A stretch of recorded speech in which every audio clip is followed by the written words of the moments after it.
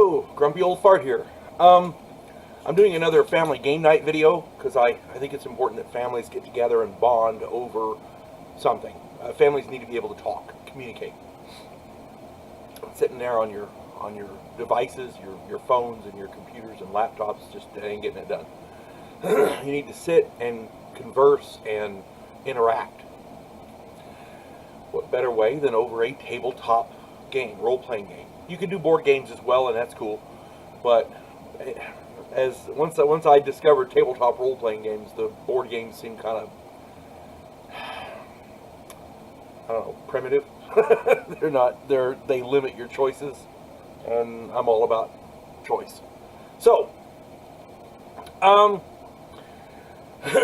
this one is not actually a story. This is more along the lines of an informational video. I did a couple of these earlier, and they seem to go over pretty well. So, this is about spell components in Advanced Dungeons and Dragons and a lot of other games. Spellcasters can become extremely powerful, and there's only so much a fighter class can do when they get to higher levels. At lower levels, fighters just hack through wizards like they're nothing, because they like start out with one spell and that's that. At higher levels, fighters won't, at least smart fighters, won't take on a wizard without some serious planning, because wizards get very, very powerful. To offset this, the game has created, it didn't really create it, but it utilizes what are called spell components. Spell components are material items that a wizard, for example, in Advanced Dungeons and Dragons, needs to cast a spell. And in classic literature, you get, the Eye of Newt, Toe of Frog, Tongue of the Crow, druids need mistletoe, that kind of thing. And clerics require spell components as well, but they're not near as bad as wizards. Wizards need a lot of spell components. Excuse me. And many dungeon masters don't even worry about spell components. Because frankly they're kind of a pain in the ass to keep track of. So basically what it boils down to is most dungeon masters tell their spellcaster players, the players who are running characters who are spellcasters, just donate a percentage, 10%, 20%, 30%, whatever, to your, write it off as spell components and call it good. Okay. And for the most part, that works pretty good. At higher levels, you get into really bad spell components where you need a gem that's worth 5,000 gold or something, and that doesn't fit into that little 10 or 20 or 30% paradigm. That's something you have to actually get. Or, when you get into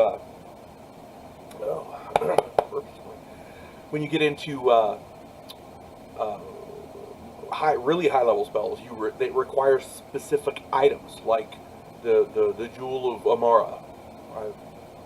I think I read about that somewhere. It might have been in a movie. But some specific artifact or a specific singular item, which you can't buy. You have to go get. You know what I'm saying? But it all works pretty good as far as that little 10% bonus, that little 10% percentage to go towards spell components. And many dungeon masters just ignore spell components altogether, and that's fine. I've done that in games. I have players some of my players years ago just didn't want to mess with spell components, and it became a chore for them to keep track of, and it detracted from the fun of the game. I'm more of a records keeper guy, so I like perfection on my character sheet. So when I'm running a wizard, if the dungeon master requires spell components, I keep a list. That's just me. Years ago, a funny story here, years ago, I was running a game, and the players wanted me to run it by the book, because we had a bunch of new players who had been playing. They said they'd been playing for a long time. We had 6 players. I'd played with 2 of them before, so 4 of them were new to me. One of them said he'd been playing for a little over a year. The other 3 said they'd been playing for a decade or more.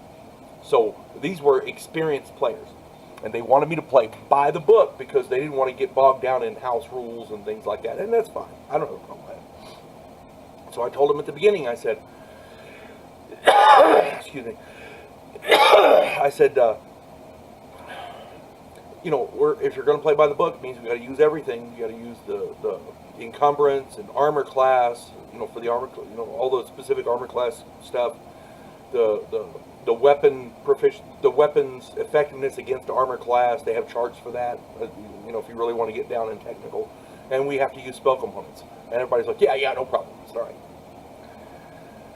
We had one guy who had been playing over a decade, he said, and wanted to play exactly by the rules because it was his insistence.